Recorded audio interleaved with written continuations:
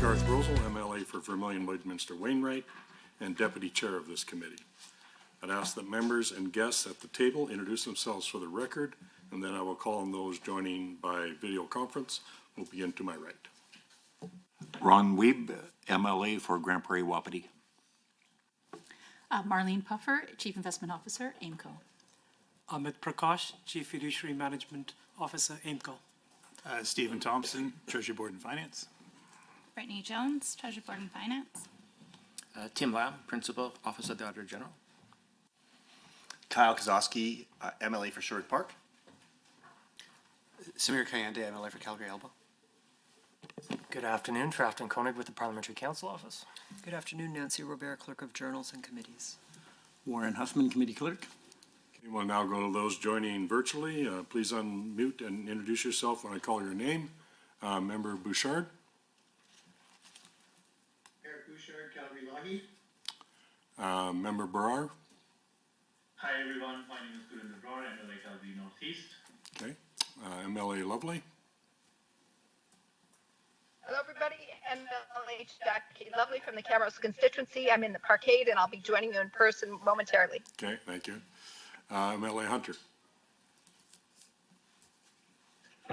MLA Grant Hunter, Haber Warner. Okay, that's all of them, right? Mr. Van Dyken, is he still there? MLA Van Dyken. If you're still there. Okay, we'll try it, okay. All right, for the record, I will note the following substitutions. MLA Lovely for MLA Yao and MLA Van Dyken for MLA Bochenko. We have a few housekeeping items to address before we turn to the business at hand. Please note that the microphones are operated by Hansard staff. Committee proceedings are live streamed on the internet and broadcast on Alberta Assembly TV. The audio and video stream and transcripts of the meeting can be accessed via Legislative Assembly website. Those participating by video conference are encouraged to please turn on your camera while speaking and mute your microphone when not speaking. Members participating remotely who wish to be placed on the speaker list are asked to message the committee clerk, and those in the room should signal the chair or committee clerk. Please set your cell phones and other devices to silence for the duration of the meeting. Okay, here we are. Okay, a draft agenda was made available to all members. Does anyone have any changes or additions to the draft agenda? If anyone online?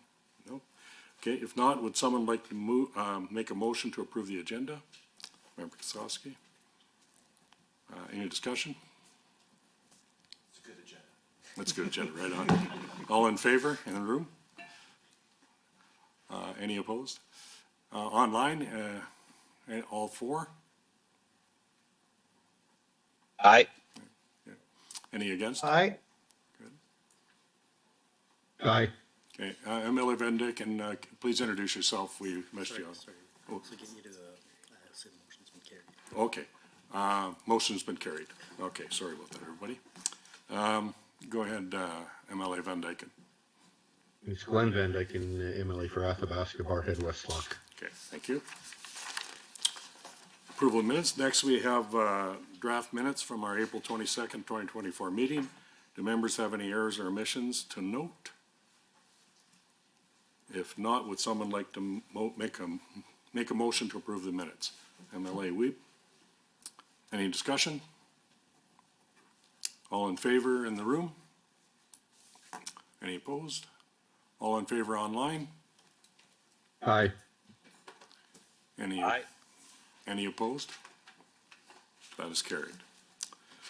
Honorable members, we are now turned to the 2023-24 annual report of the Alberta Heritage Savings Trust Fund. The committee clerk received a draft of the annual report from the Treasury Board and Finance on June 18th. That report was made available to committee members on the internal website. I'll note for everyone's information that this report is confidential until it is approved by the committee. Before we hear from our guests, I would like to briefly review the committee's mandate with respect to the fund's annual report. As stated in Section 6, Subsection 4, Subsection B of the Alberta Heritage Savings Trust Fund Act, One of the functions of this committee is to approve the fund's annual report. Furthermore, Section 16, subsection 2 of the Act requires that after the committee approves the annual report, copies of the report be furnished to all members of the Legislative Assembly and the Clerk of the Assembly on or before June 30th, after which the report shall be made public. This time, I'd ask Treasury Board and Finance officials to provide an overview of the annual report, followed by remarks from AIMCO, and then we will open the floor to questions from the committee members. So go ahead, take it over. Thank you, Mr. Chair. Good afternoon, committee members and guests. My name is Steve Thompson. I'm the Acting Assistant Deputy Minister for the Treasury and Risk Management Division at Treasury Board and Finance. I'm joined today by my colleague, Ms. Brittany Jones, who is our Director of Investment Strategy, and we are here to present the Heritage Fund, the Heritage Savings Trust Fund report for 23-24. Before I go further, I would like to just clarify and apologize to the committee. You were inadvertently sent an incomplete draft on the 18th. It contained several spelling and grammatical errors.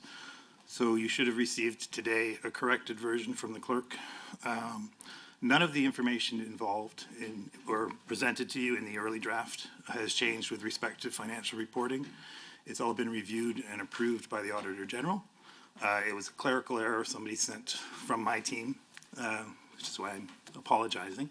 From my team sent an early draft that had not had those spelling and grammatical errors corrected. But all of the information pertinent to the performance of the fund and on the financial statements has been reviewed and approved by Auditor General and is correct. So my apologies for that, and I hope we can proceed with the correct report this afternoon. As of March 31st, 2024, the return of the fund net of fees was 8.1% compared to a benchmark return of 9.8%. The value of the fund increased by $1.7 billion year over year to $22.9 billion, which once again established an all-time high for the fund. The growth was primarily driven by government's decision to retain the Heritage Fund's total net investment income of $1.89 billion, offset by $179 million in unrealized losses within the fund. The positive returns have once again been propelled primarily by strong public equity markets, with equity investments producing a gain of $1.7 billion during 23-24.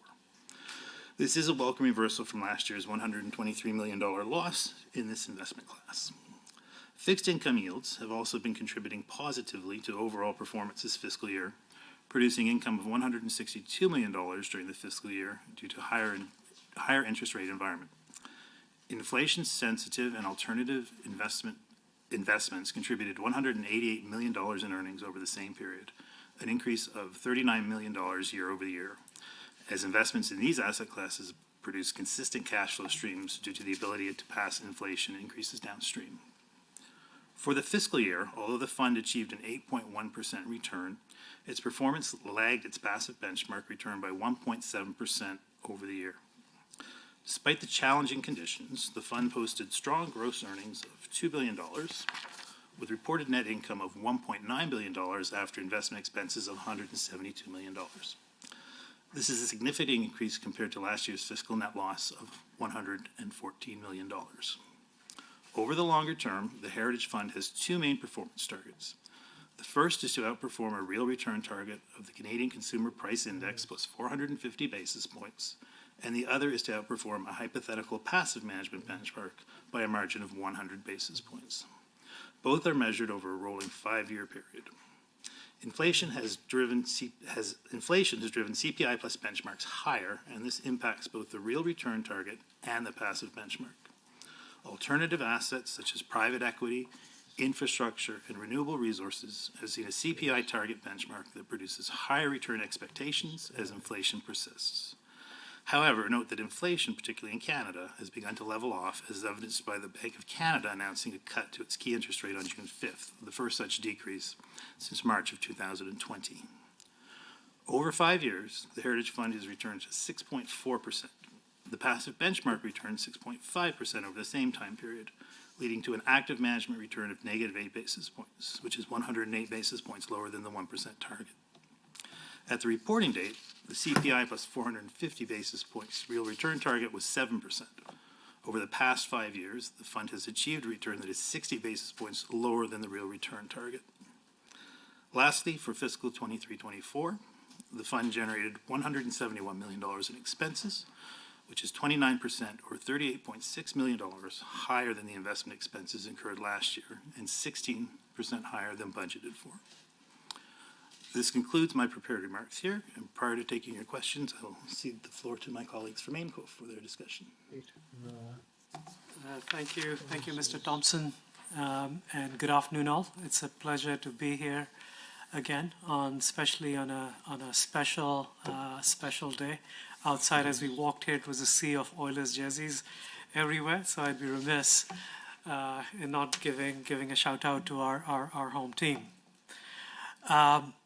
I'll spend just a couple of minutes talking about three things on the business front with AIMCO, which is really important from our perspective, and certainly particularly in order to drive performance for our clients.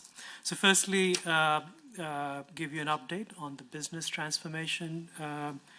And again, a quick reminder in terms of what we are doing on that front. Secondly, just for context, provide you a bit of color on what we're doing on the product platform, which builds long-term value for our clients. And then lastly, I'll close out my remarks with a quick summary of the client feedback that we've received on our latest client survey. So firstly, in our previous updates, you've heard me talk about business transformation, and what that is our ability to utilize data and technology more efficiently to make our operating platform more efficient, to utilize technology for better analytics, for better risk management, and ultimately future-proof AIMCO's capabilities over the future term. And equally important to note that this is a business-led multi-year program rather than simply a technology enhancement, in that we were also reviewing process changes that are really, really important to ensure that we are using the technology in a more effective and efficient manner, rather than applying technology to processes that are inherently not suitable for automation. We are at this stage. We've been in the planning stage for the last 6 to 9 months. We are also have been going through vendor selection process and are close to finalizing that, and expect to actually start the program work later this year, with a goal to go live towards the end of next year. So it is really, really important, and we are both excited as well as focused on ensuring that the program gets delivered on time, on budget, and within the scope that we've described and planned for. Secondly, one of the things that we've embarked on over the last 3 years is working closely with our clients on the investment solutions that are on the platform that the clients, and then we work with them to ensure that those solutions are appropriate and fit for purpose for the investment objectives that our clients have, including the heritage fund portfolio. And towards that end, we've just approved changes to the private equity benchmark, which will make it more appropriate from a variety of perspectives. We're in the implementation of the long bond solution that we have for our clients, and likewise, we've done some updates to real estate. So all of that to say that each of these activities work towards building a product and solution platform that is more appropriate and forward-looking for our clients. And then lastly and quickly, in 2022, we started to collect feedback from clients twice a year, surveying them on a variety of topics. So it's roughly about 8 areas that we seek feedback on, anywhere from our responsiveness, reporting, product platform, and more generally, whether we're headed in the right direction in terms of our interactions with clients. So pleased to report that across each of the dimensions, we received the highest scores over this 2.5-year period. And so that was very, very encouraging, but equally cognizant that, like any service provider, there is still a range of areas that we need to get better at, and the commitment is to say thank you for the feedback, but as well that we remain focused on delivering value to our clients. So with that, I will conclude my opening remarks and happy to take the questions.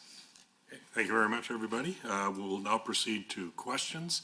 And just let everyone know, we'll go back and forth until we run out of questions, but around 2:30 we might wrap it up, just so that we got other business to deal with. So that'll be the plan, but we'll just keep going back and forth. So we'll start with MLA Weeb. Go ahead.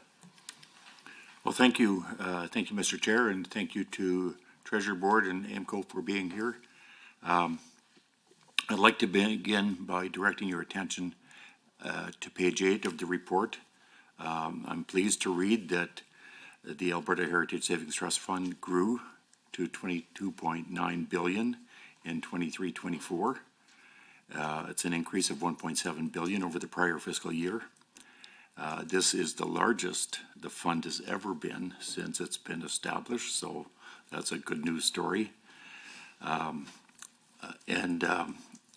also see that on page 3, that's a deliberate and a meaningful action that's been taken by the Alberta government to grow the Heritage Fund, and as a result, it's a $7.2 billion increase in the fund's value since the end of 2020-2021 fiscal year. So in budget 2024, an additional $2 billion was allocated to the Heritage Fund. With this contribution, the value of the fund is expected to surpass $25 billion in the upcoming year. I was hoping you could elaborate on some of the actions taken to grow the fund in 23-24 and speak to the projected figure of over $25 billion by the end of the upcoming fiscal year. Sure, I'm happy to take that one. Thank you. Certainly, all of the growth numbers that we're seeing in last fiscal year and projected into the next are due to the decision to keep earnings within the fund. So the 1.7 by which the fund grew this year, under our old regime, would have been siphoned off into general revenue and become part of the fiscal balance. Right now, it would be used to repay debt, but it certainly would not contribute to the growth of the Heritage Fund. So the additional $2 billion that will be deployed during the current fiscal year will take us to $25 billion. So the minimum size for the fund, assuming no major losses in the fund, will be $25 billion. But on top of that, there will be investment returns as well. And the important thing to remember is that additional $3.7 billion will be earning, will be making a return on investment as well. So as we retain more and more earnings in the fund, we will see compounding rates of return on what is left behind there. MLA Kande. Yeah, just a quick question. I just want to, through the chair, I heard something about resetting private equity benchmarks. I was just wondering if there's more description, more color that could be offered around that. Yeah, happy to speak to that. So thank you for the question. So we review our benchmarks in consultation with clients as appropriate every few years. And this time it was the turn of private equity. In particular, we've had a CPI plus benchmark or inflation level benchmark for private equity. And whilst from an expected return perspective over the long term, That's one of the ways that the industry uses. The weak link in that structure is that it doesn't really reflect any of the risks that's embedded in an equity type benchmark. The CPI plus benchmark normally looks close to a flat line and barely has risk, if you will, just from a volatility perspective of 1 or 2% relative to the actual risk of this asset class, which is typically north of 12, 13% or thereabouts. And therefore, from that perspective, it was really, that was one of the reasons that we started to look at the benchmark to see if there's a better way to specify the benchmark whilst largely leaving how we invest in the asset class as is. So that was one reason. One of the other reasons, one of the other implications of making this change is potentially that the currency hedging that was done within the old previous benchmark, that won't be the default solution going forward. And why that is important is particularly for an asset class that is inherently long horizon. Putting on a currency hedge on balance is typically something that you don't see. And so that's another benefit the clients will get over time from making that change. So those are some of the considerations. So what does that mean from an, I'm trying to figure, so how will that change how you invest and how you report the results? Like, will the private equity benchmark then actually be, will that benchmark return be going up, or will it be coming down, or will it be more volatile? I just want a little more clarity on that, if you could. Absolutely. So the benchmark is based on public markets, so it will be MSCI World plus 200 basis points, and effectively what that does is that it will increase the risk of the portfolio in a traditional sense, especially over short periods of time. And as I said, that will in some ways align it somewhat closer to private equity, though there isn't really a perfect benchmark given the nature of the asset class, but it moves in the direction that it would be comparable.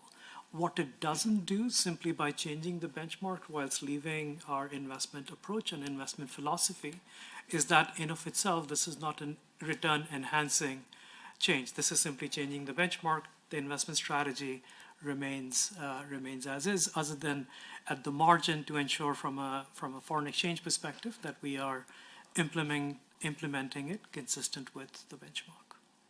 Thank you very much. Will, just so everyone knows, we can ask a question and have one follow-up, and then just get your next question if you want to carry on from there. But our next question will come from MLA Bouchard. Go ahead. Thank you, Mr. Chair. I'd like to turn to page 11 of the report that deals with the investment performance of the fund. Looking at the total fund performance table, I see the real return target for 23-24 was set at 7.9%, which counts for CPI plus 4.5 percentage points. However, I also see that the passive benchmark return was set at 9.8%. Can you share with the committee why there's such a discrepancy between the real return target and the passive benchmark return? Yeah. I'll start and then we'll. So from a investment policy standpoint, the benchmarks measure two different things. The CPI benchmark, sort of back to Amit's comment, is very much a static benchmark. So this is setting a target for us that is an absolute target over time. This is making sure that the fund is producing returns where we know for sure that this fund is producing value over the long term. When it comes to the passive benchmark, it's a little bit different because it's linked to fluctuations in the market as well. And in that case, we're measuring not so much how the actual total portfolio is doing, but how active management is performing over time. Is there more to add? I think you covered it. Would you have a follow-up there, MLA Bouchard? I do, yes, thanks. In 2023 and 2024, I see the fund's rate of return fell short of both the passive benchmark and the active management target. Can you speak to some of the reasons for this and whether it's expected to continue into the next year? Certainly, I will happily take that question. The conviction in our private asset classes really remains strong, and it's really the private asset classes that have underperformed their benchmarks. So, meaning infrastructure, real estate, and private equity, for the most part. That underperformance in any one year can come from a variety of things, and in this particular year, it came from primarily the private investments. The public market assets have outperformed their benchmark generally over this last year or two, so the performance there is really quite sound. We do think that we're going to continue to have some headwinds in real estate over the next year or so, but we are continually repositioning that portfolio to deliver strong outcomes. We've been doing some repositioning in that portfolio over the past year. And then as interest rates normalize, we think that we'll be seeing some good opportunities across the inflation-sensitive sectors that are these private asset classes, particularly real estate in the domestic area and infrastructure. So we think that we'll see some added performance there. But again, it's over the long horizon that we really evaluate this performance, and in any given year, it's not too surprising to see either underperformance or outperformance. Thank you very much. Sure, thank you very much. Next question comes from MLA Kosaski. Thanks, Mr. Chair. So just going to refer to Mr. Thompson's comments about the $2 billion, and it's also mentioned in the message from the President of the Treasury Board. That $2 billion, is it, my understanding is it was borrowed? We're borrowing money for that $2 billion deposit? Is that how you frame it? No, that would have been from last year's surplus. So it's part of the Alberta Fund. It's under the current fiscal framework. You can allocate 50% of a surplus to debt repayment, and then the choice on the remaining 50% is either further debt repayment, contributions into the Heritage Fund, or one-time initiatives, which have not yet been used. And this was part of that. That $2 billion would have been from last year's surplus cash. Okay, all right, that's it. No follow-up. Okay. Next question comes from MLA Lovely. Excuse me. Also on page 11, it was noted that persistently evaluated inflation is beginning to produce a gap in the target return and the actual return. With the recent persistent high inflation, the real return target grew as well. This means that the return target is asking for a larger fund return to offset inflation effects. I would presume that the gap between the real return target and the actual return annualized over the past 5 years is then largely due to lagging returns compared to the highest inflation we've experienced. Is this accurate? And if so, how long might it take for the funds to return to catch up with the higher inflation environment, especially as inflation has now seemed to stabilize and is beginning to decline once more? Also in 23-24, I'm glad to see that the fund's rate of return exceeded the real return target. Is this potentially an indicator that the fund's returns are catching up to inflation? I'll take that. Thank you. That's a really great question. And as you have highlighted, it is reasonable to say that the gap between the CPI plus 450 basis points objective and the Heritage Fund's return over the last 5 years has been driven by the higher inflation. That has really taken place over this last couple of years. So, for example, you can see that the returns in 2022-23 fiscal year drove a divergence between the fund return and that benchmark return, because primarily of private market underperformance, again, as I noted earlier. The fund did underperform the CPI plus 450 benchmark in this year by 5.1%. But at the same time, it did outperform that other composite benchmark by 1.2 in what was a challenging year for investment markets overall. Our 5-year return is challenged at the moment and currently not meeting that benchmark. And as you correctly indicated, inflation is starting to fall in line with central bank limits, so we're pushing back down, and that's what's allowing central banks to begin to start to drop their policy interest rates and is allowing interest rates to begin to drop.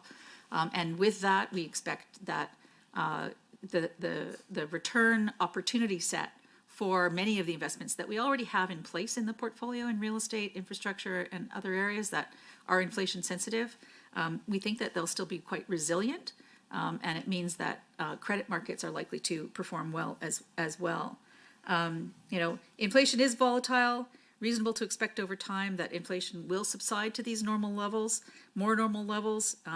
Again, over 10 years on an annualized basis, the fund has outperformed the CPI plus inflation, the inflation plus benchmark by more than 100 basis points, or about 1.1%. So over the long horizon, again, expecting that things will normalize. And this recent period has been a challenging one for inflation-sensitive assets to keep up, but we actually think that they'll do quite well even as inflation drops somewhat, as there's a bit of a lag in that relationship as well. Have a follow-up? I don't have a follow-up. Our next question comes from MLA Kayande. Go ahead. Thank you, Mr. Chair. I just want to dig in a little bit to page 3, the preamble of the message from the President of Treasury Board, Minister of Finance, where he says that the government is charting a plan to grow the Heritage Fund to between $250 and $400 billion by year 2050. This target is realistic and achievable under the fiscal framework introduced in Budget 23. Now, the Premier said on June 13th, and I quote, "If we took a different strategy with these Heritage Savings Trust Fund assets, more like a sovereign wealth fund, that might give us more opportunities to be able to assist in de-risking projects we're finding difficult to be able to get financing." End quote. That is a substantial change to the mandate of the fund as I read it. It's a substantial change to how the fund is operating, and it seems to be in conflict with the goal of increasing fund returns to get to a larger fund. Has the Premier's office discussed this changing mandate with either AIMCO or with Treasury Board and Finance? We have had no discussions in that regard. Likewise, no discussions with us, with AIMCO. And if such a discussion were to be had, I realize this is a hypothetical, so maybe let me put it a different way. What would you say about the impact to the fund's risk if the fund's cash flow is being used to de-risk other projects for the investors? Do you anticipate that the fund's risk would increase or decrease, and would the returns of the fund to increase or decrease? I wouldn't be prepared to comment on that. That's speculative from my perspective. I'm here to discuss the annual report for 23-24 and deviations in future investment policies. Not something I'm willing to discuss today. Okay. Any comment? Or? Okay. Our next question comes from MLA Van Dyken.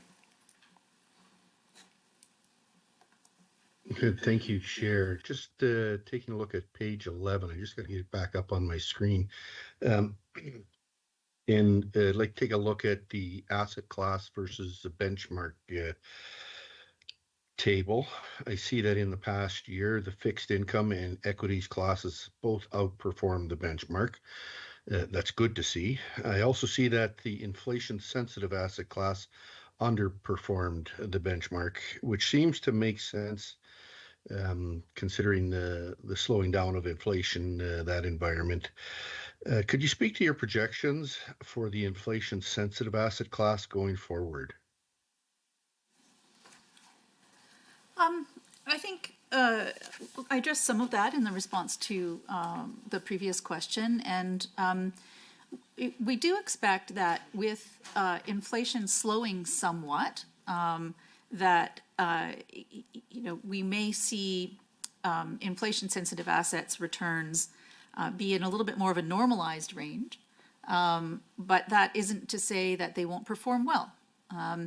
There's a couple of asset classes that really are designed in the portfolio to be somewhat linked to inflation, and that again is the domestic real estate primarily, and the infrastructure portfolio. Both of these have an approach that is relatively a low risk profile that allows these asset classes to have a pretty even keel kind of approach into investments and their returns over time in general. But again, that's measured over relatively long investment horizons. I don't have the crystal ball to tell you how they're going to perform over this coming period. But we have been making some very active choices, particularly in the real estate portfolio, which has suffered over this past couple of years post the COVID period in a couple of sectors, namely the office sector in particular and certain areas of retail. And we are pivoting that portfolio into more opportunistic investments that we expect to outperform even in the near term. Hopefully that answers your question. Yeah, I got a follow-up, Chair, if I may. Yeah, go ahead. I'm just looking at the strategic opportunities and somewhat more concerning there that both in the past fiscal year as well as in the past 5 years, they've underperformed the benchmark. And could you share with the committee what types of assets are held within this class and why it has underperformed in the way that it has over the past 5 years? Certainly. First, I'd like to just highlight that this strategic opportunities pool is a very small part of the total portfolio. It's only $65 million or 0.3% of the Heritage Fund. It's very small. It consists of only a few items: currency hedging, which we conduct at the total fund level, which is a very small footprint. Most of the currency hedging that we do at the moment is done within each asset class. So there's only a very small amount that's done at the top of the portfolio. We have a small strategy that is tail risk hedging strategies for public equities. And we put certain structures in place in the derivatives market from time to time that allow us to have positive returns if the equity market drops. Well, I think everyone knows what's happened to the equity markets over the past year or two. They've been mostly on the way up. We do put those structures in place in a way that generally doesn't have an outright cost associated with them. We're able to structure those at a zero or very low cost, but they do tend to, they appear in that pool. And then finally, there's exposure to a pool that we call ASOP, the AIMCO Strategic Opportunities Portfolio, and that is designed to hold opportunistic investments that are authorized by the Heritage Fund investment policy. At this point, there are 3 assets held in that portfolio. They're all old legacy assets. They've been in there for quite a long time. We continue to actively manage them until we can exit them. They're all illiquid assets, primarily in Latin America, in Brazil, and in Colombia, for example. They're very small, non-core part of the fund mandate. We're doing what we can to help the performance of those assets, but they were entered into a very long time ago, and we're just pretty much waiting for them to roll off. Thank you. Next question comes from Member Kosaski. Go ahead. Thanks, Mr. Chair. Yeah, so on the message from the President of the Treasury Board that the government is charting a path forward for the Heritage Fund between $250 billion and $400 billion by the year 2050, and the target is realistic and achievable under the fiscal framework introduced in Budget 2023. Could you just help me understand what the fiscal framework is? Sure. Thank you. The fiscal framework was introduced in Budget 23, and it sets out a framework for the allocation of surplus cash. As you know, government is targeting surplus fiscal positions wherever possible.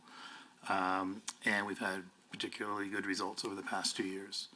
The fiscal framework simply says that surplus cash at the end of the year can be allocated, must be allocated as a 50% split to debt repayment. So 50% of surplus cash at the end of the year is to be used to retire maturing debt in the next fiscal year. So last year we retired 13, or was it 2? I get the number wrong, but it's in the budget. It's around $3 billion.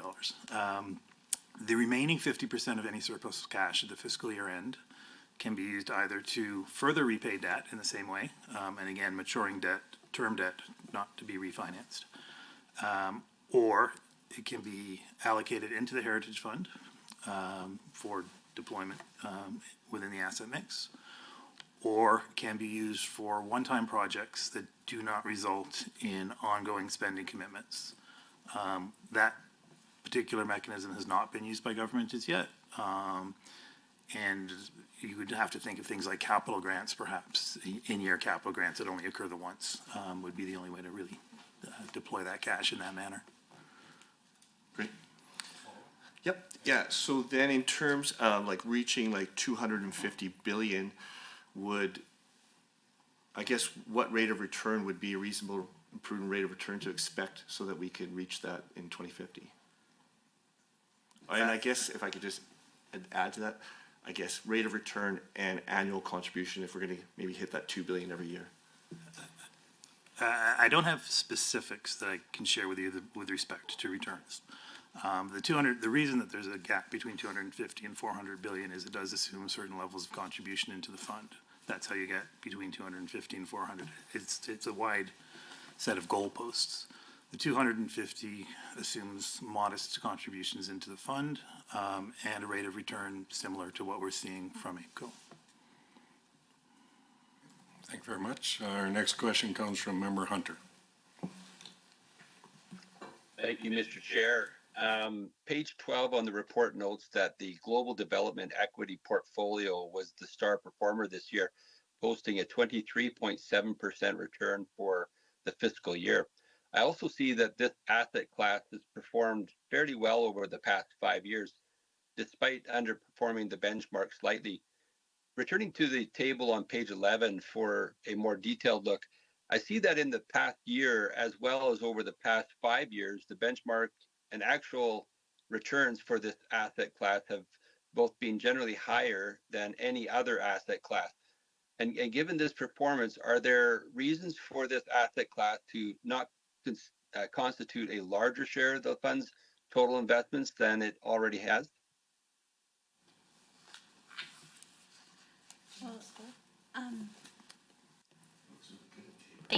Thank you for the question.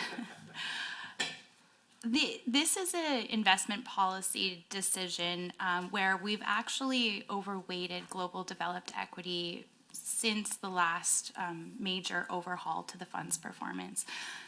When we're developing the investment policy, we also have to take into account risks of certain asset classes, and risks and returns are very highly correlated. So when we go back to the Act for the Heritage Fund, it talks about a total portfolio approach where we are also considering all of the risks that play in. And in the investment policy, there's also a bunch of risk metrics as well. So this asset class has absolutely done very, very well for the Heritage Fund throughout the course of the last 1 year, 5 years. We're happy with its performance, and it also plays a very integral part in a diversified portfolio, which is also very important to the fund. Member Hunter? I do not, no. Okay, thank you very much. Our next question comes from Member Kosowski. Thanks, Mr. Chair. Page 9. There's a great chart I like to focus on, which is the market value inflation adjusted per capita. And it's a nice artistic representation, but what I'm seeing there is that in 1976, 1977, the per capita value of the fund looks to be about the same as it is in 2024. That's kind of how I'm looking at it. And just, I'm wondering, and maybe you have to come back to us because you might don't have, or maybe Brittany can get the calculator to figure this out sometime, but what will the inflation adjusted value per capita be in 2050 if the fund is at 250 billion? We will take that away. I mean, there obviously are two factors there. One is the size of the fund, but the other is the population in Alberta. Currently, we're leading the country in population growth. We're leading the globe, I think, mainly, particularly in the developed world. Those levels are not sustainable, so the projections will be a little hard, but we can go back to our demographics group and chart something. And we could do that against the 250, 400. I think that's relatively easy, but we can definitely bring that back to the committee. Next question from Member Weeb. Go ahead. Yeah, thank you, Mr. Chair. Page 16 provides a number of tables of breakdown in the different asset classes by key investments under them. I see in the top renewables resource holdings table that a single holding, which is the Forestry Investment Trust, accounts for 77.1%. That's equivalent to about $450 million of the renewable resource holdings. Meanwhile, the investments in other classes seem to be more balanced. For instance, the top single holdings in a foreign real estate accounts for less than 5% of the weight of the total holdings in that class. Could you provide the committee with further detail on what the Forestry Investment Trust is and why it accounts for such a large share of the fund's renewable resource holdings? Yes, I will take that. Thank you. It's a great question. First, to point out that the renewable resources is the way we manage the portfolio is managed by our infrastructure team, and it is kind of a diversifier within infrastructure. And we did set it up as a separate asset class. And so the Heritage Fund does allocate separately to that asset class, but it's a relatively small proportion of the overall Heritage Fund. So although that investment is large within that asset class, the asset class itself is quite small. But I'll talk about that asset, which is pretty cool. It has had an incredible performance of 14% compounded every year since 2010. So an average return of 14% per year, which is a huge win in the investment business. And that has quadrupled in value for the Heritage Fund since we started investing in that in 2010.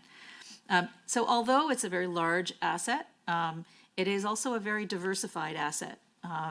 And it was among the early investments in that asset class. It's in Australia, and it has it's a pool itself is a pool of 428 different properties across Australia from coast to coast. So it's not one thing; it's a very diversified portfolio, 428 different pieces of land. It spans 160,000 hectares, so that's equivalent to more than twice the size of the city of Edmonton, which is a pretty big geographical city. And so just to give some perspective on it is a very diversified portfolio within that. What it does is it primarily targets commercial production of hardwood eucalyptus trees, and it's quite a sustainable forestry operation. It also, to a lesser extent, does some softwood trees and some agricultural activities. So even within it, the activities are quite diversified. It's diversified across geographies, land types, and climates within Australia, because we take a very serious look at making sure that we're not subject to undue weather events that could really adversely impact the portfolio if it was too concentrated. We do have an investment partner alongside us in this asset. It's a group of investors via a fund. We do have also boots on the ground forestry experts that are based in Australia who oversee the properties on a daily basis. And this is within the global asset class of renewable resources or agricultural type activities, timberland, agriculture, etc. This is in a jurisdiction that's very investor friendly. And we have additional assets that we manage on behalf of other clients in that jurisdiction as well for that reason. So from the long-term perspective, it's a well-diversified portfolio, one we will be invested in on your behalf for a long time to come. And we continue to look to add additional assets within that asset class. Aaron, yeah, now my question is, why are we not adding more to that asset class? We have. Yeah, thank you. Thank you. Okay, our next question comes from Member Kayande. Thank you, Mr. Chair. So I'm just reading off page 4 of the annual report here, where, and I'm quoting, the Act specifies that the mission of the Heritage Fund is to maximize long-term financial returns from its investments. The Act also specifies that the investments of the fund must adhere to investment and lending policy standards and procedures that a reasonable and prudent person would apply in respect of a portfolio investment to avoid undue risk of loss and obtain a reasonable return. Page 6. Sorry, my eyes. Yes. On return targets, and I'm quoting, portfolio construction is designed based on the targets and objectives set by the fund. And so I want to step back to the previous question I asked, and I admit to some disappointment that do you legitimately and seriously have no opinion on whether the Premier's office interfering in the investment process is good for returns or bad for returns? There is no evidence, and I have nothing to add to say that the Premier's office has interfered in any way in the investment strategy, investment policy making, or anything else associated with the Heritage Fund. We need to tie this to the previous year's report. I did quote from Okay. the report, Mr. Chair. All right, do you have a follow-up? Yes, I do. And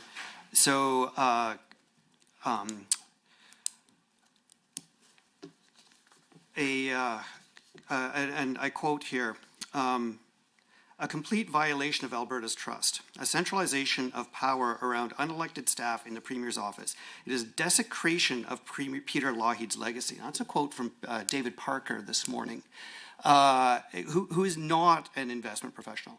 And so he's willing to go on the record with what the risks are to the people of Alberta. Why is Treasury Board and Finance unwilling to be upfront with the people of Alberta around what the Premier's policies are around this fund? Go ahead. Excuse me. So point of order is 23B. The member opposite is asking a line of questioning which is well outside the scope of this committee, because we are here to discuss the contents of the annual and quarterly reports provided. The events in question fall outside the fiscal year covered in the annual report, and the committee's intended focus is the administration of policy rather than questions the merit or development of a policy.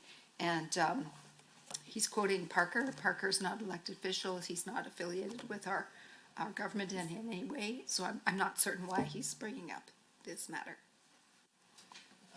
Thank you, Mr. Chair. With respect, I believe this is not a point of order. The Premier has on multiple occasions over the last month both chosen to talk about a $250 billion Heritage Fund and as well talk about its potential investment in a way that is not that is frankly contrary to the Act, and those provisions are in the report. I quoted from them how the fund is intended to be invested in, what the process is as it is followed, and so I do not believe that it is a point of order that we have a conversation about what the government is actually proposing to do with the fund. Yeah, I would say that this is a point of order, and it's speaking to items other than what this presentation is about. And unless, did you want to say something? Or? I can add to my earlier response and confirm for the member that currently all legislation, policies, mandates, and rules are in compliance and in accordance with the legislation, the Act. The strategies, the asset mix is all in compliance, and nothing has changed with respect to the 23-24 annual report. Thank you. Our next question comes from Member Bouchard. Thank you again, Mr. Chair. On page 10 of the report, it notes that the target asset mix for the fund is split into three main categories. 20% fixed income, 32.5% inflation sensitive and alternative investments, and 47.5% in equities. My question is, how is the target mix determined, and is it adjusted year to year? Thank you for the question. Thank you for the question.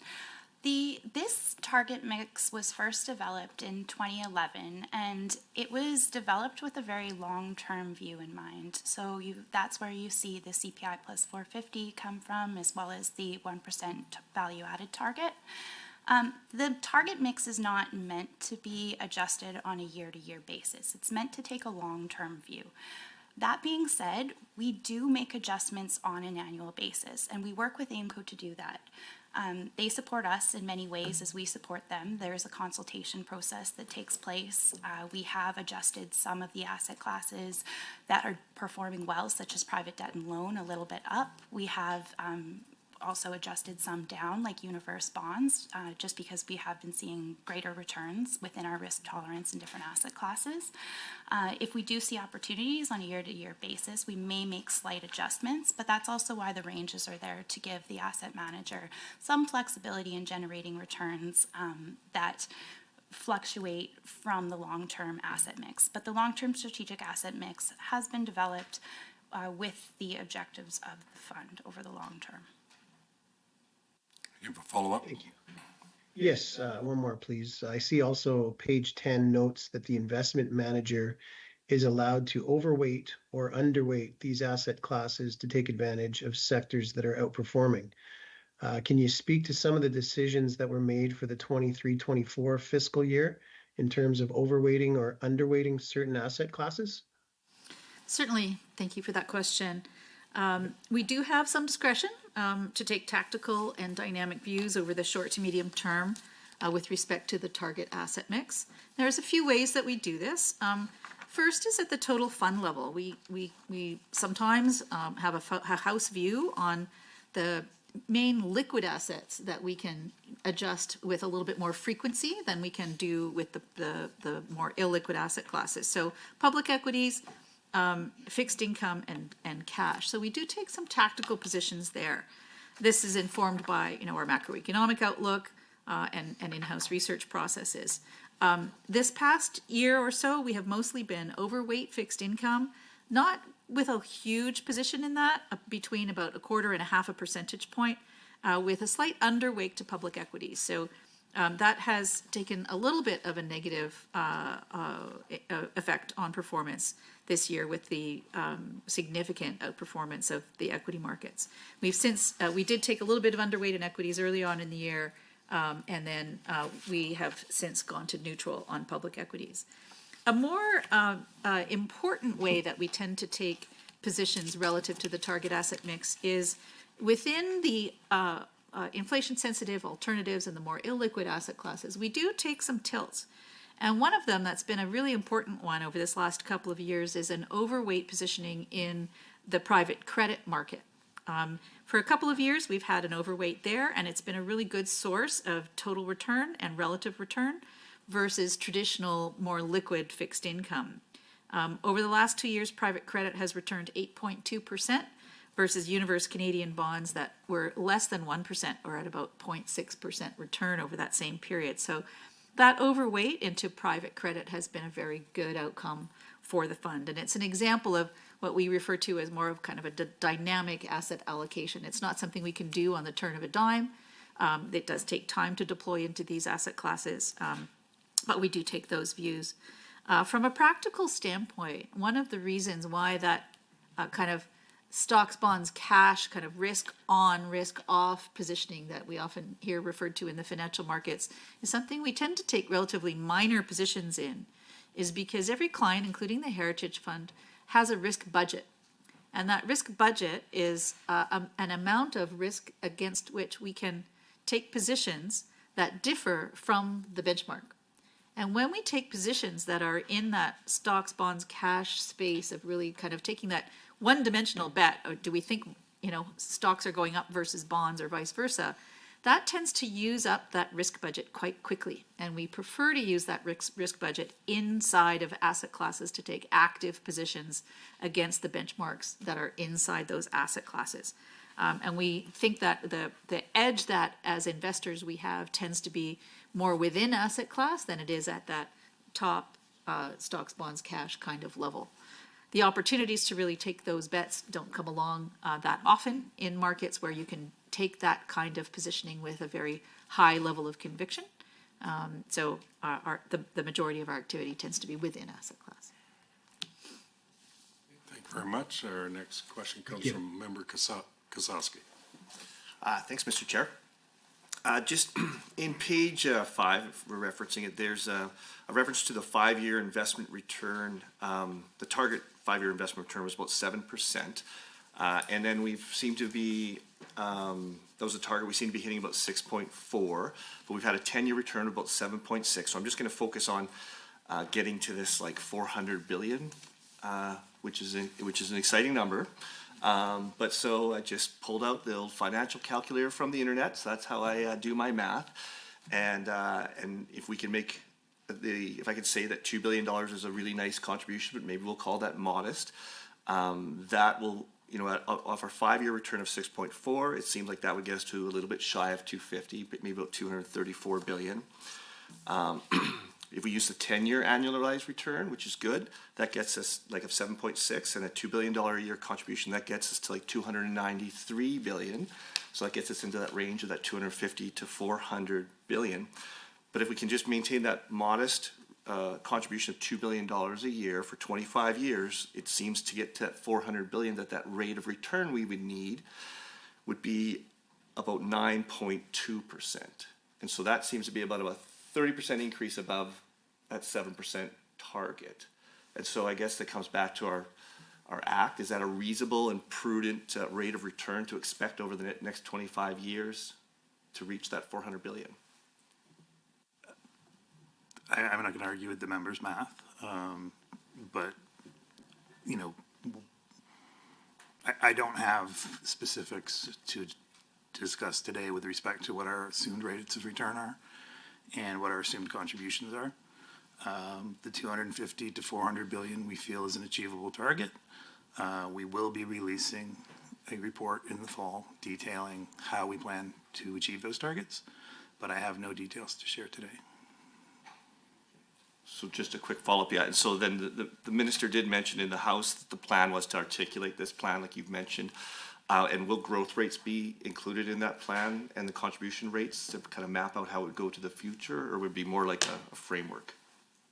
I don't have those details today.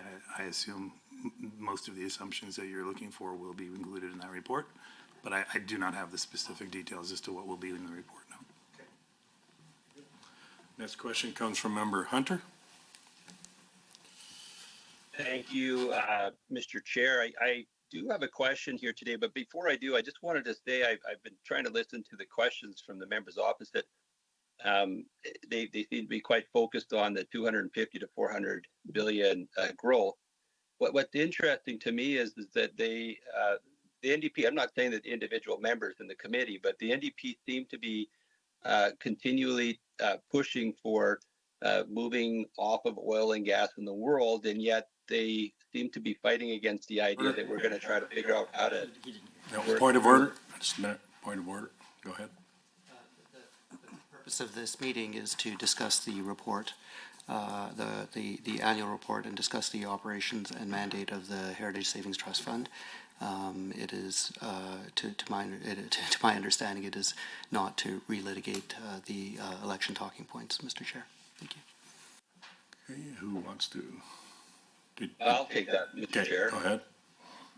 Yeah, I think that my point here is that we've brought in Treasury Board and Finance, we brought in AIMCO members.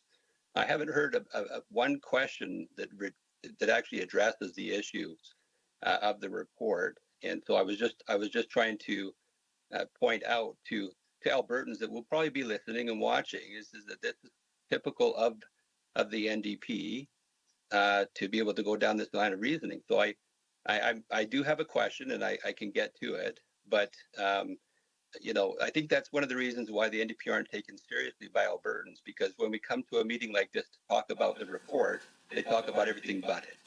And so that was just my point. You know what? If this is considered a point of order, I will apologize and withdraw. Yeah. Okay. Yeah. It would be considered a point of order. I'd like everyone to focus on what they're here for today is the 23-24 report, and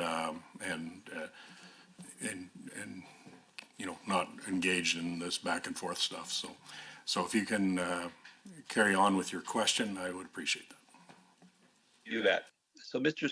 Chair, I see on page 12 of the report that the private equity managed a turnaround from last year and brought a positive return of 10.2% for the fiscal year 0.3% higher than the passive benchmark return. Private equities have also produced a return of 13.3% in the last 5 years, 4.3% over the passive benchmark.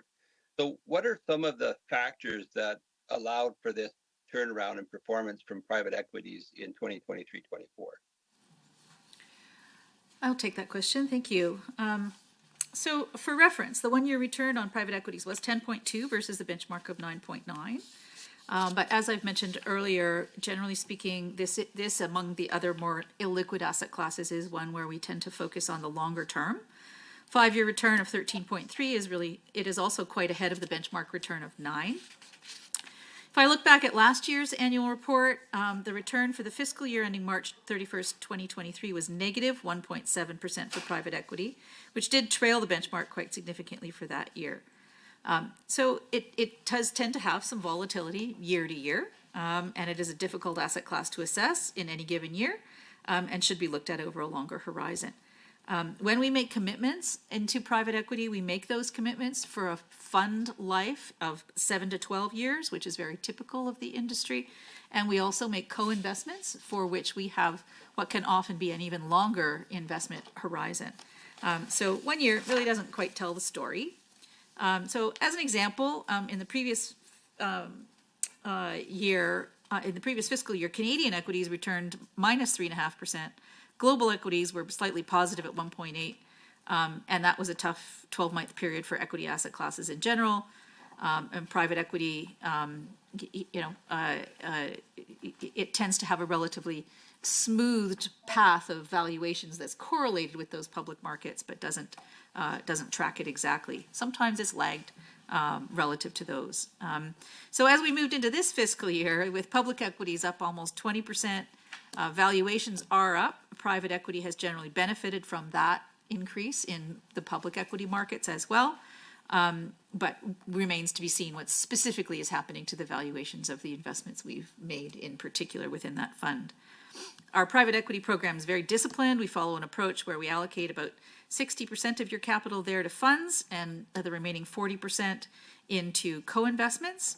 For the funds, we really work with top-notch global partners that are real experts, and for the most part, the co-investments are ideas that are in those funds, and then we take a more high-conviction view based on our own analysis and opportunities that go with those. We've been following this approach since about 2016, and we invest really consistently throughout the business cycle. So we have a long-term expected return, which, again, we don't have the crystal ball, but we do make some assumptions that private equity should earn something on the order of about 9.9% over the next decade or so, which is roughly in line with what it's done over the past decade or thereabouts. So summing up, 1 year doesn't tell the story in PE. All right, thank you. Do you have a follow-up, MLA Hunter? No, I don't, Mr. Speaker. Okay, thank you very much. Our next question comes from Member Cayende. Thank you, Mr. Chair. A question about note 3, that's on page 26, and it's the reconciliation of level 3 investments. I recall that I asked a question about this at our last quarterly meeting, but I don't recall the answer. So please indulge me because I am repeating myself. And the reason is I just simply don't remember. Because I believe the question was, and I still remain a little bit interested in this, is the secondary markets around private equity investments. And it does seem as though in 2024 there was more secondary market activity from AIMCO itself.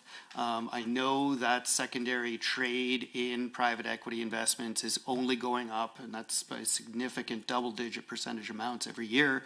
And so, my question around this is kind of like, okay, so the level 3 funds that we sold versus like the funds that we sold, for example, was there a mark to market? Where would the mark to market gains or losses on those sales be? Are they primarily like, you know, are they marked down prior to sale typically, or are they seen as being, you know, more opportunistic?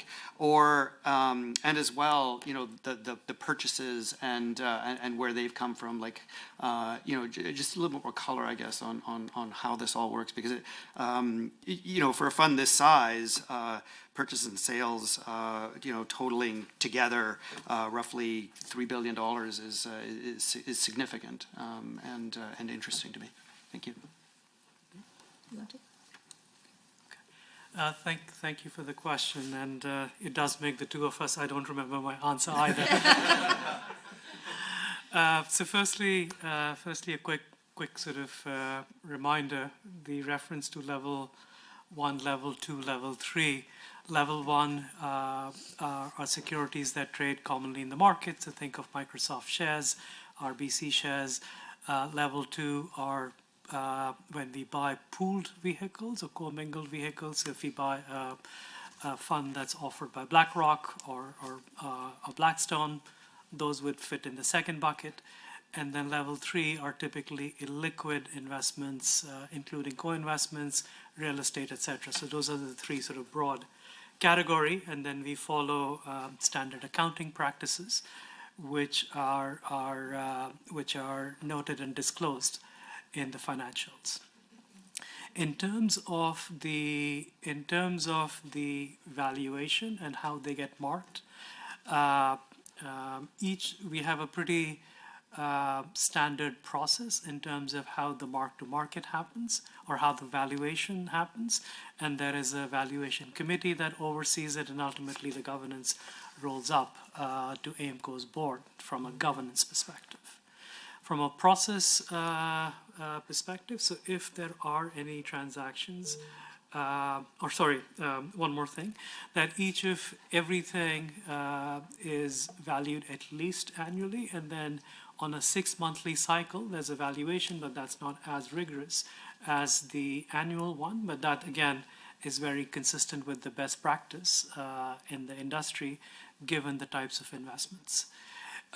When we are making either a disposition at that point in time, we certainly, one of the things that happens is relative to your last valuation, where you actually trade in the market, you know, that assessment does take place, but there isn't really a mechanism, if you will, that we would change or tweak the holding value, what we've reported to the clients, which is audited ahead of any transaction.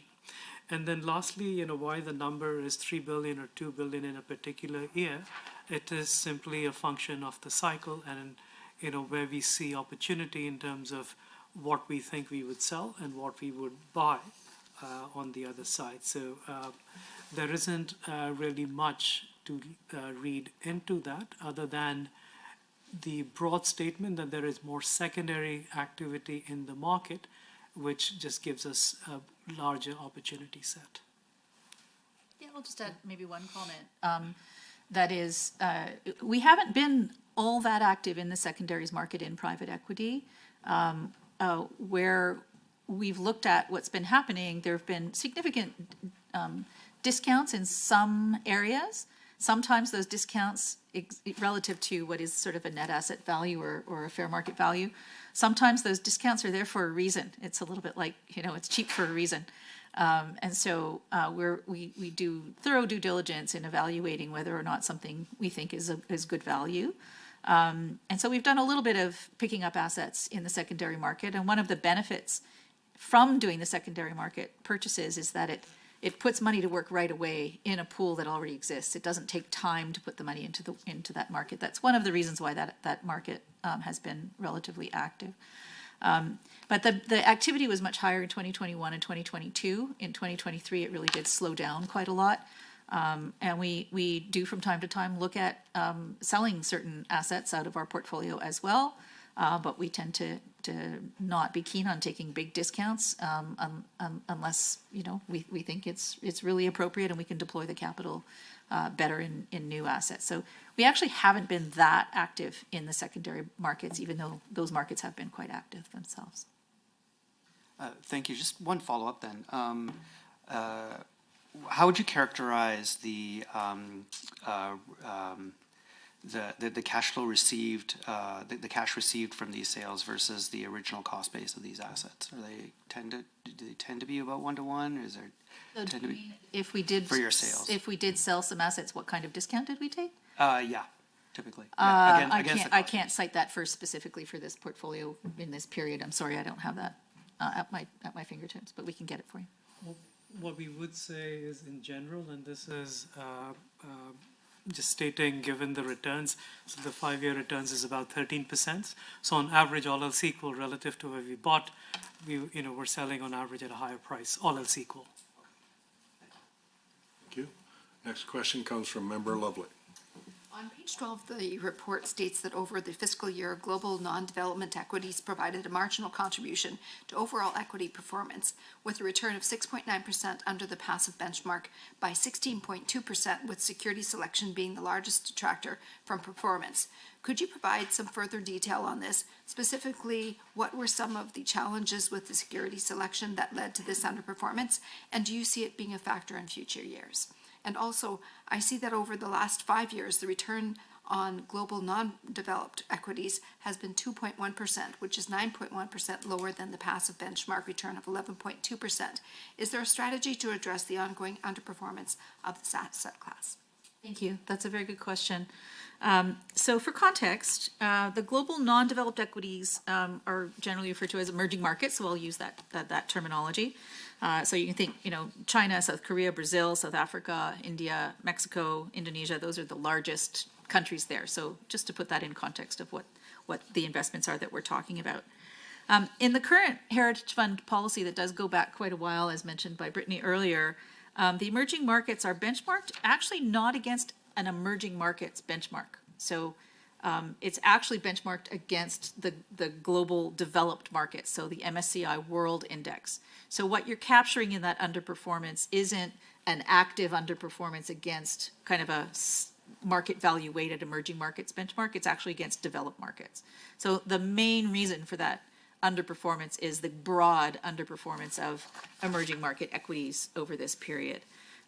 So if we were to compare that return of emerging markets to a similar benchmark, which would be, the MSCI Emerging Markets Index, you'd find that it's much closer. That returned 7.8% over the period versus 6.9% return for the Heritage Fund allocation. So much closer. It's still underperforming, but much closer.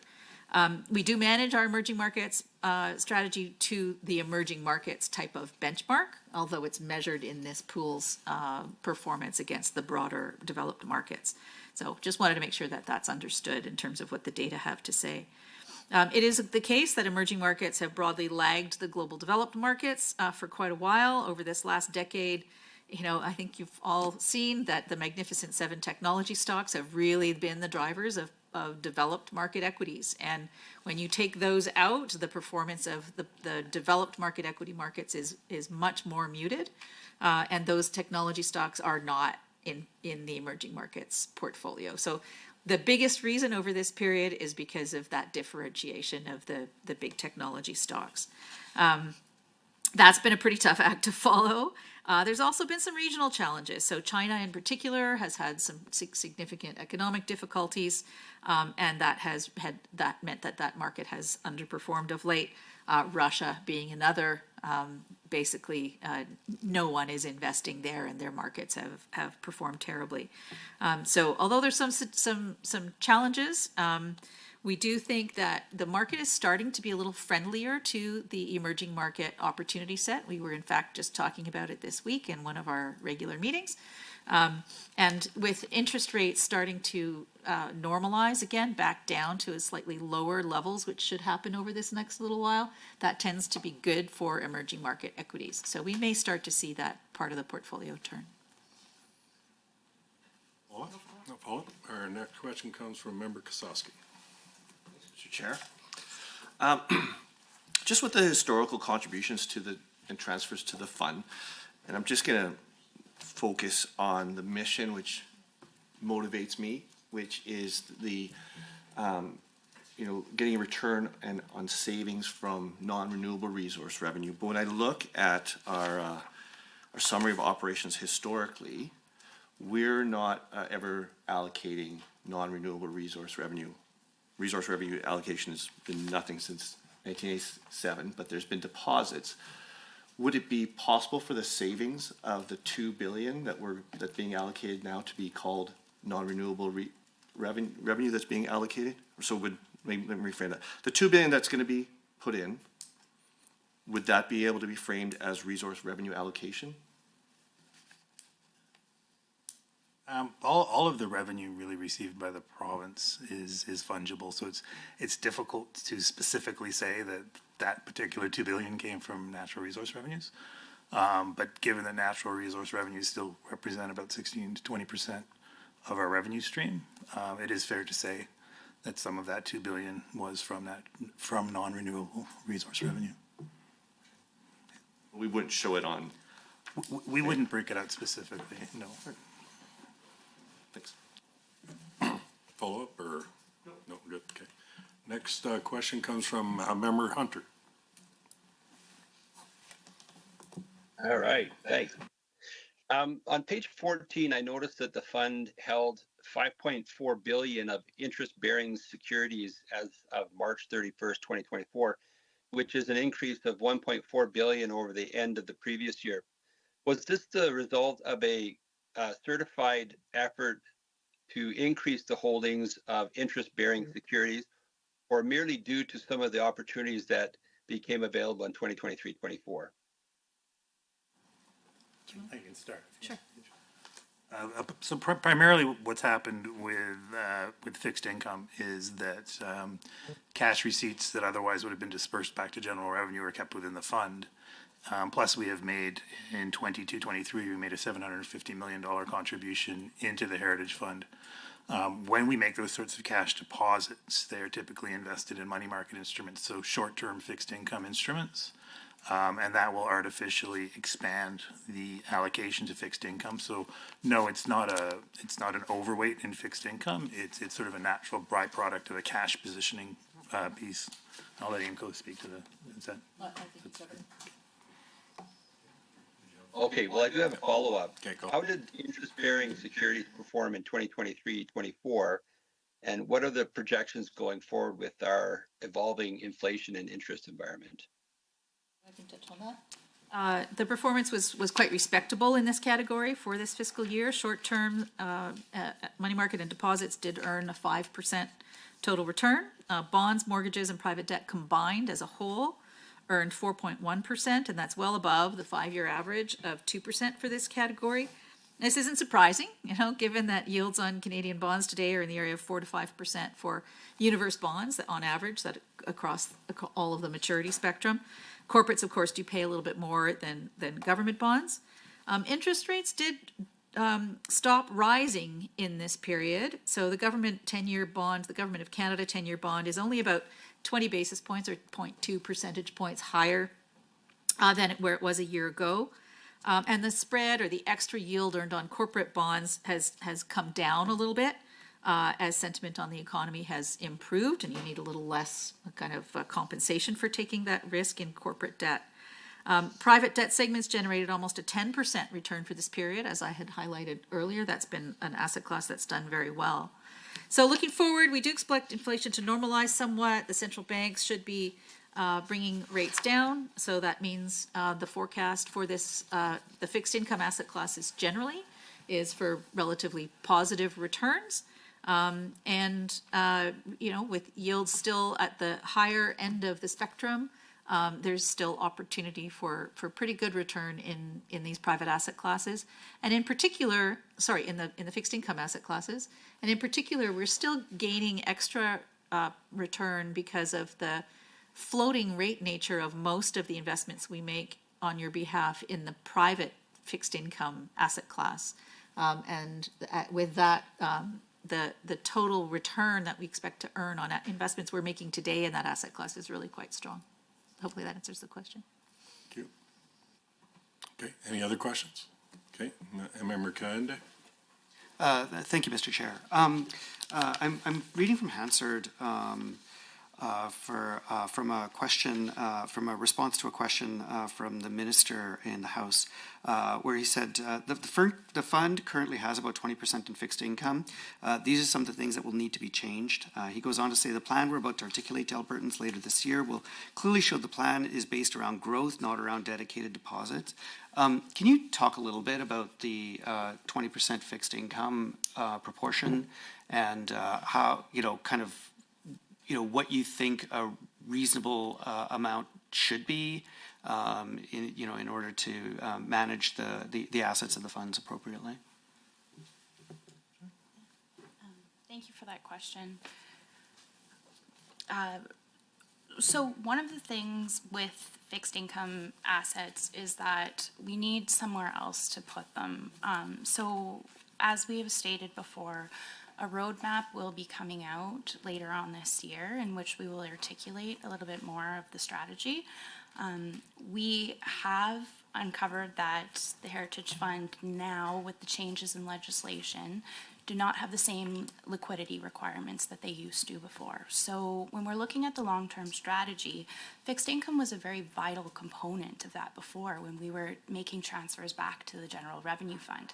This is something that the department has taken back and considered at great length now as to where those assets would have to go, and there would be a transition period with that as well too. So the answer is inconclusive at this time, and we will come back with a roadmap later on this year.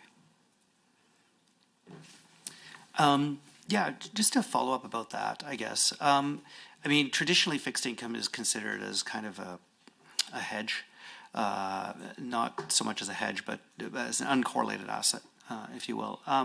And certainly, I think the experience over the pandemic has been a little bit different than that. So I guess I'm a little bit curious as to where the fund manager thinks about risk-reward trade-offs for fixed income now, just in light of the last 3 years, but also in light of the last 3 years in the context of the last 50. That's a very good question and a difficult one.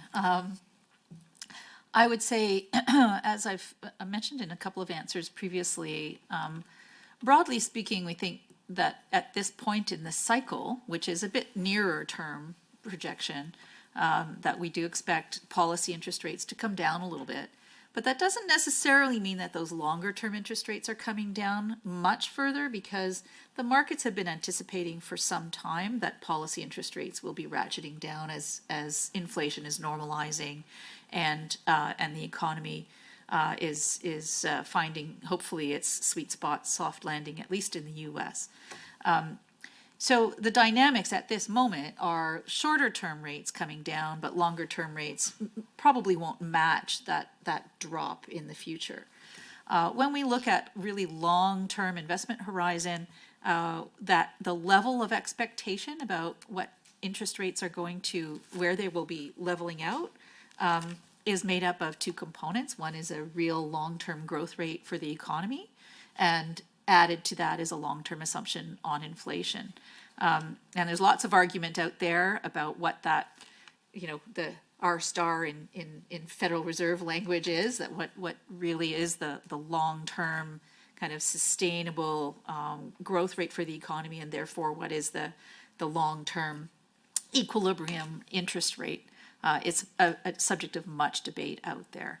But suffice to say that interest rates over this coming decade are likely to be somewhat higher overall across the curve than they have been over the prior, certainly 5 years, or even 10 as policy rates have been close to zero.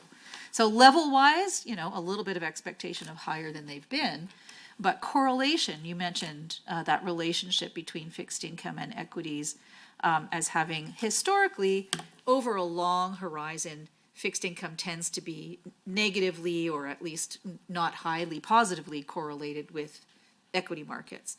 And so it therefore provides some amount of diversification. In any given horizon, it's very difficult to know what's going to happen in terms of that relationship. And it has gone through cycles in its relationship. There have been periods of positive correlation, and as you rightly said, during COVID, that the kind of risk reduction, there was nowhere to hide during the COVID period, let's put it that way. So fixed income didn't play its usual diversifying role. But that doesn't mean that that relationship is broken over the long term. It was a very unusual set of circumstances driven by very unusual shocks in the marketplace that no one could predict. And we did see some things that followed their usual pattern, which was the US dollar kind of appreciating during that time. And so having certain exposure into the US market is helpful from a diversification perspective. US treasuries tend to be part of a risk reduction for Canadian investors in that instance. Suffice to say, over the long horizon, fixed income, I think, still does tend to provide some risk mitigation, and a portion of fixed income does belong even in a very long horizon investment portfolio that it does still continue to play that role. And as I say, that level of rates is a little higher than it's been in the past. So you'd still expect to see a component in a long horizon portfolio, even if it doesn't need the liquidity. Okay, thank you. We've reached our 2:30 time frame, unless someone's got an absolutely burning question. I'll call it a wrap there. So I'll call for a motion to approve the Alberta Heritage Savings Trust Fund 2023-2024 annual report. Member Kososki? You can put it up on our screen here. Okay, good. Any discussion? Okay, I will call for all in favor in the room. Say aye. Any opposed? All in favor online, say aye. Oh. Aye. Aye. Aye. Okay, any opposed? Okay, that motion is carried. Thank you very much. The Treasury Board and ANCO, thank you for your attendance today. You're welcome to hang around, but if you want to head out, that's fine. Thanks a lot for your answering questions today. Thank you very much. Okay, now we get to the annual public meeting. Honorable members, at our last meeting, the committee began planning its annual public meeting, which is required to hold under Section 6, subsection 4, subsection D of the Alberta Heritage Savings Trust Fund Act. As members will recall, the committee decided to once again hold meetings here at the Queen Elizabeth II meeting and to follow the same format we used as last fall's public meeting. The committee may now want to choose a date for this meeting. This meeting has frequently been held in the evening on the final Thursday in October before the start of the fall sitting of the Assembly.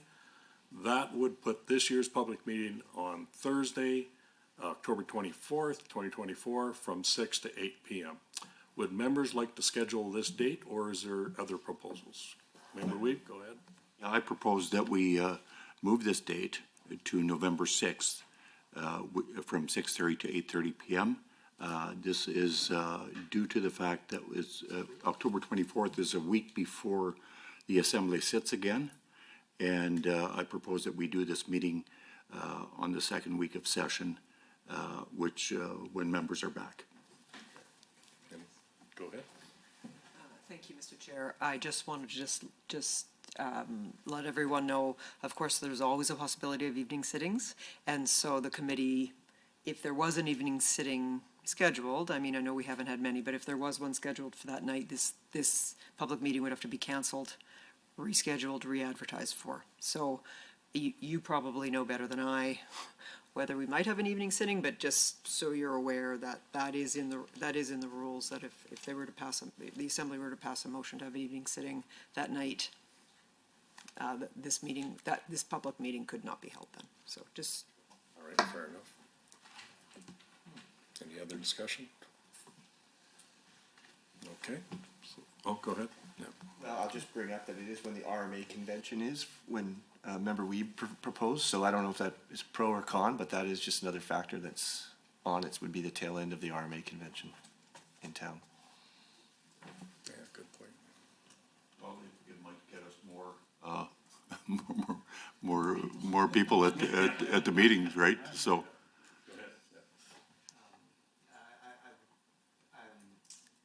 I think I'm supportive of doing it during session. Coming up here the week before just to go back again is a bit of, it's a bit of work for those of us who are from out of town, frankly. Other questions online at all?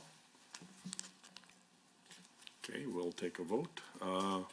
All those in favor of the motion, do I read this or? He moved it, or, well, can I read it? Or? Yeah, sure. Okay, go ahead and read what you got up there. Motion is that the Standing Committee on the Alberta Heritage Savings Trust Fund hold its annual public meeting on Wednesday, November 6th from 6:30 p.m. to 8:30 p.m. at the Queen Elizabeth II building.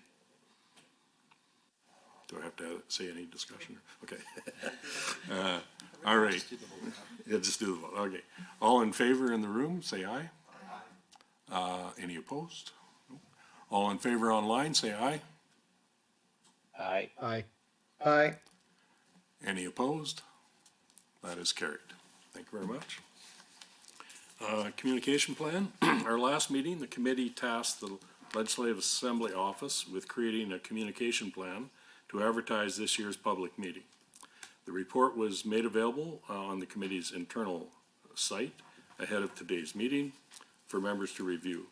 Janet Laurie from our LAO Communication Service is here today to go over the plan and respond to questions members may have. I'll turn it over to you now, Ms. Laurie. Thank you very much, Mr. Chair. I won't go into a lot of detail. I know you've all had access to the plan, and I'm here and happy to answer any questions you may or may not have. I would just like to provide us a brief overview. The plan, you'll notice, fairly similar to the approach we've taken in previous years. The areas that we have made some changes, I'll just call them to your attention. We've tried to improve, including a little bit more digital promotions in the overall approach. We've always done a lot on social media, and what we've selected or what we've recommended as a potential option, depending on the will of the committee, are more digital advertising in terms of the daily newspapers in Edmonton and in Calgary. And that also comes with a price tag in addition to the print version of those papers. Billboards in the city of Edmonton to potentially drive more attendance at the event. And then the weeklies, which print advertising for the weekly newspapers around the province tends to be the biggest ticket item for the promotions for this annual meeting. What we tend to see is that most of these weeklies also have digital versions, and so that's something that would also be included. We've also added a few other low-cost, no-cost options that we'd like to try that we think might generate more promotion and more engagement in the annual meeting. We don't have means of tracking or measuring those, so they're not as, but they are very low cost, and it's something that we can easily accommodate with the resources that we have with the LAO. And those would be including information as a public service announcement with regards to the meeting. And that would be at the discretion of the broadcasters whether or not this met with their stipulations. And then it's of course at their direction as well when they air this information on their channels, but that's an option that we've thought of. And also more grassroots approaches in terms of things that we've done traditionally to reach out to seniors residents in the city of Edmonton to try and create more engagement, doing that in a broader scope and doing that more provincially, so that we know that this is one of our most engaged audiences, a seniors demographic, and so being able to try and focus in and reach those groups a little bit more effectively, as well as promotions with local community leagues in Edmonton. You know, most communities have a newsletter, digital format, just reaching out and providing information that can be shared at a very low or no cost option for the committee. And so you'll see, having gone through the plan, that there's quite a range of, in terms of the price tag for these. What we've done is pull together a lot of different options for the committee, and obviously it's at the will of the group to make determinations about what we want to proceed with for the 2024 annual meeting, and obviously the price tag that goes in that aligns with that. And I'm happy to answer any questions if I may. Okay, thank you very much. I'll now look to members if they have questions. Can I make a motion? I guess we can. Sure, go ahead. I'd like to move that the Standing Committee on the Alberta Heritage Savings Trust Fund approve the draft communication plans as distributed. Any discussion on that? Online? No, okay. We will go to a vote. So it's already been read, right? Okay. Okay, got it. In the room, all in favor, say aye. Aye. Any opposed? Online, anyone that's in favor, say aye. Aye. Aye. Aye. Okay, any opposed? No? Okay, that is carried. Thank you, Ms. Laurie, for your presentations. AIMCO provided a written response to questions asked at the committee's April 2024 meeting. The response was posted on the committee's internal site for committee members. Are there any other issues to discuss today? Okay. Next meeting date, after the release of the fund's 2024-25 first quarter report, we'll be in touch with you. And if there's nothing else, we would call for a motion to adjourn. So moved. Emily Lovely. All in favor, say aye. Aye. Online, all in favor, say aye. Aye. Anyone opposed, say no. Okay, that's done. We are adjourned. Thank you very much, everybody.